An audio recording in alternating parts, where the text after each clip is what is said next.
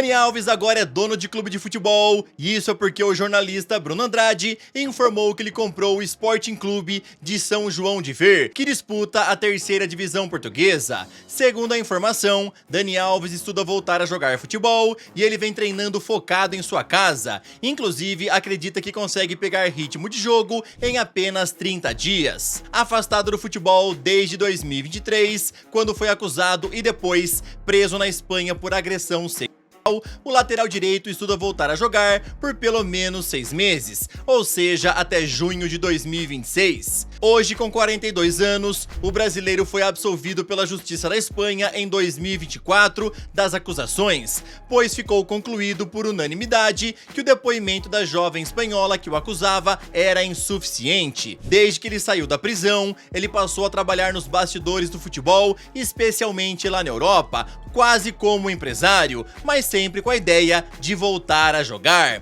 Meus amigos, então em breve poderemos voltar a ver Dani Alves em campo. Só não ficou muito claro, né, se ele quer voltar a jogar pelo clube que ele comprou, né, o São João de Ver, ou se ele quer voltar para algum outro time, né, não sei, na Europa ou então aqui no Brasil, não sabemos ainda. Vamos ver primeiro se ele vai tomar a decisão aí de voltar realmente a jogar futebol em janeiro. Segundo Bruno Andrade, ele quer voltar a jogar, tá bom?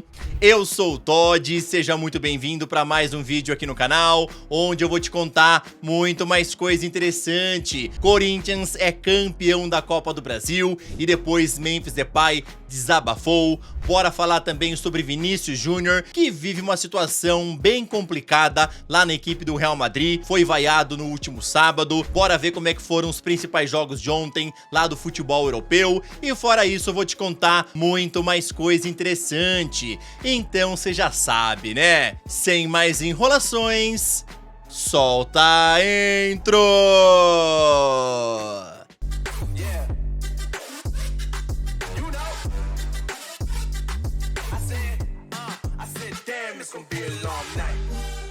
O Corinthians ontem levantou a taça de campeão da Copa do Brasil pela quarta vez em sua história, e isso é porque eles venceram o Vasco lá no Maracanã por 2-1. Os gols foram marcados por Yuri Alberto e Memphis Depay. Com isso, o Timão garantiu a sua vaga na próxima Libertadores e também vai enfrentar o Flamengo na Supercopa do Brasil. Depois da vitória, Memphis Depay aproveitou para soltar o verbo e detonar a diretoria do clube, dizendo o seguinte em entrevista à Rádio Bandeirantes: as pessoas na diretoria precisam acordar, eu sei exatamente de quem eu falo e eles sabem exatamente quem são. Só deixem esse clube, vão fazer merda em outro lugar, porque esse clube precisa crescer, esse clube precisa lutar por Libertadores, Brasileirão em todo ano, porque os torcedores merecem isso. Quem quer Corinthians, bora, saia desse clube, saiam da diretoria. Esse clube precisa de estrutura e eu venho aqui para trazer estrutura, mas eu preciso de mais ajuda.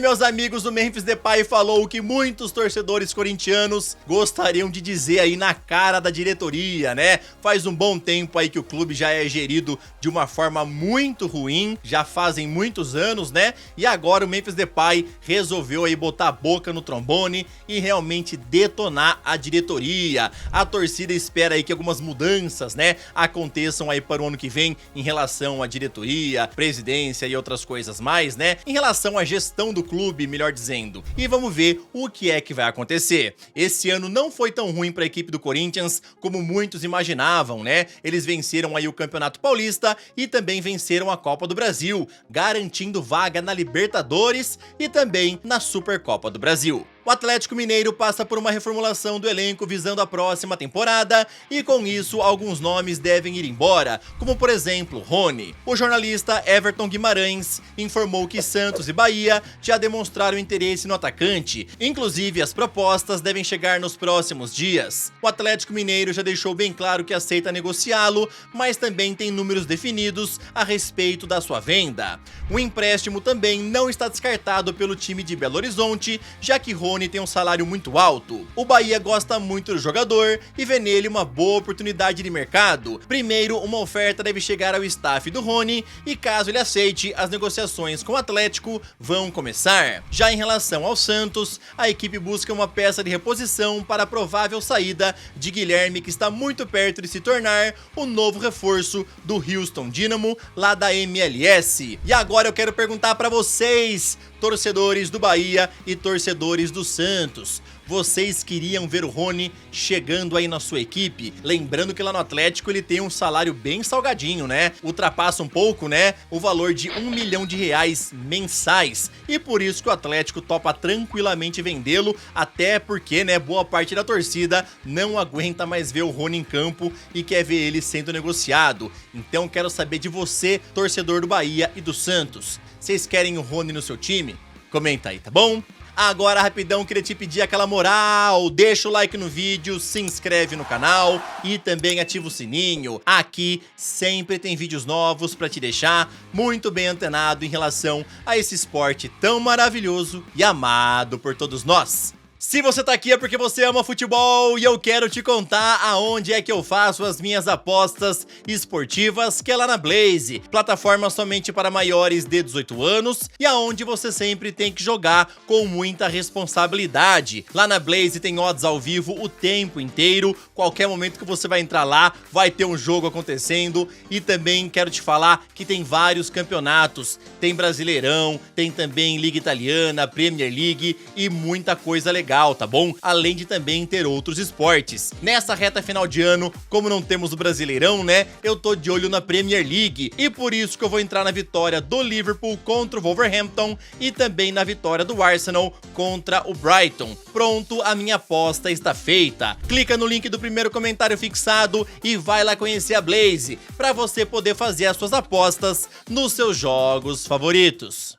Pela La Liga, ontem o Barcelona venceu por 2-0 o Villarreal fora de casa e assim engatou a sua sexta vitória consecutiva, somando todas as competições. Os gols foram marcados por Rafinha e também Lamine Yamal. Quem também conseguiu uma boa vitória fora de casa foi o Atlético de Madrid, que meteu 3-0 no Girona, com gols de Koke, Conor Gallagher e Griezmann. Após 18 rodadas, Barcelona lidera com 46 pontos, Real Madrid é o segundo colocado com 42, Atlético de Madrid é o terceiro com 37 e Villarreal completa o G4 com 35. Mbappé é o artilheiro isolado com 18 gols e em segundo temos Ferran Torres com 11. Ontem o Bayern de Munique goleou o Heidenheim pela Bundesliga ao meter um 4-0 fora de casa. Stanisic, Olise, Luiz Dias e Harry Kane foram os autores dos gols. Com essa vitória, os bávaros chegaram a 41 pontos na ponta da tabela. Borussia é o segundo colocado com 32 pontos. Leverkusen e Leipzig completam o G4 com 29 pontos. Harry Kane é o artilheiro isolado com 19 gols e depois temos Undav, Burkhardt e Luiz Dias com 8 gols cada. Ontem o Manchester United visitou o Aston Villa e perdeu por 2-1. Os gols dos Villains foram marcados por Morgan Rogers e Matheus Cunha balançou as redes para os Diabos Vermelhos. Com essa vitória, o Aston Villa bateu um recorde interno, chegando a incríveis 10 vitórias consecutivas, somando todas as competições. Após 17 rodadas, Arsenal lidera com 39 pontos, Manchester City tem 37, Aston Villa 36 e Chelsea completa o G4 com 29. Liverpool está em quinto lugar, Manchester United em sétimo e Tottenham em 13º. Erling Haaland é o artilheiro com 19 gols e depois temos o brasileiro Igor Thiago com 11. Vinícius Júnior não vem vivenciando um bom momento no Real Madrid e inclusive ele foi vaiado por boa parte da torcida quando foi substituído contra o Sevilha no último sábado. Assim o brasileiro termina o ano com uma incógnita lá no Real Madrid e o enigma aumentou ainda mais logo após esse último jogo, pois ele trocou a sua foto de perfil no Instagram, onde tirou a imagem dele segurando a camisa do Real Madrid e colocou outra em ação pela seleção brasileira. Para piorar de vez, o jornal Marca fez uma enquete ontem sobre qual seria a melhor solução para a situação de Vinícius Júnior e 86% das pessoas responderam que a situação dele é irreparável no clube e ele tem que ser vendido ano que vem. Vini Júnior não consegue marcar um gol há 17 jogos e em 2025 conseguiu balançar as redes apenas 13 vezes. O jornal Mirror informou que o Manchester United tem interesse na contratação do brasileiro e inclusive já teria se reunido com seus agentes nos últimos dias lá em Madrid. A publicação fala que eles acreditam que Vinícius Júnior tem a qualidade para se tornar um ídolo histórico do clube e por isso eles pretendem apresentar uma proposta caso ele tome a decisão de deixar os merengues ano que vem.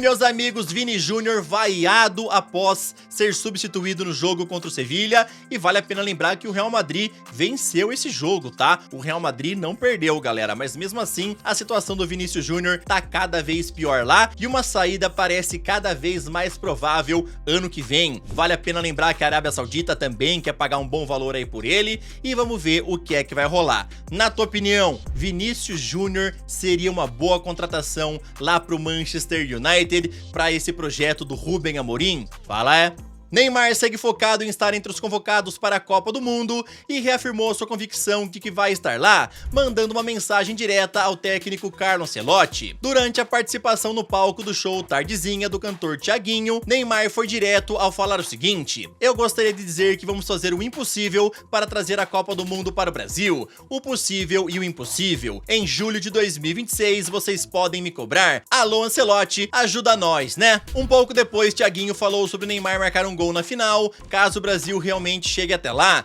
e o camisa 10 do Santos respondeu o seguinte: "Se for pra final, eu prometo marcar gol na decisão." Horas depois, o presidente da CBF, Samir Chaoudi, afirmou que Ancelotti tem 100% de autonomia em relação à convocação, dizendo o seguinte: "O Neymar é um grande jogador e um grande ídolo. A gente sempre espera que ele esteja bem para ajudar a seleção brasileira, como já ajudou em muitos anos e como já ajudou o futebol brasileiro. A convocação para a Copa de 2026 é uma coisa da comissão técnica, eu não interfiro, é 100% de autonomia para o Ancelotti. O que a gente espera é ter os melhores jogadores e mais preparados para trazer o tão sonhado Hexa."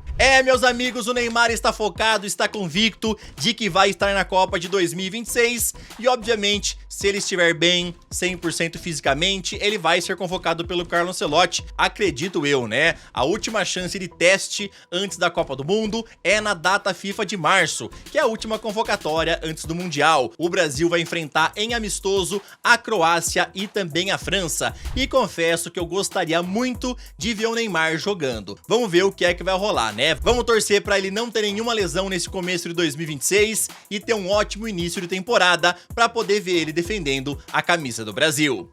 Esse foi o vídeo desta segunda-feira, espero que vocês tenham gostado. Tamo junto, valeu e falou!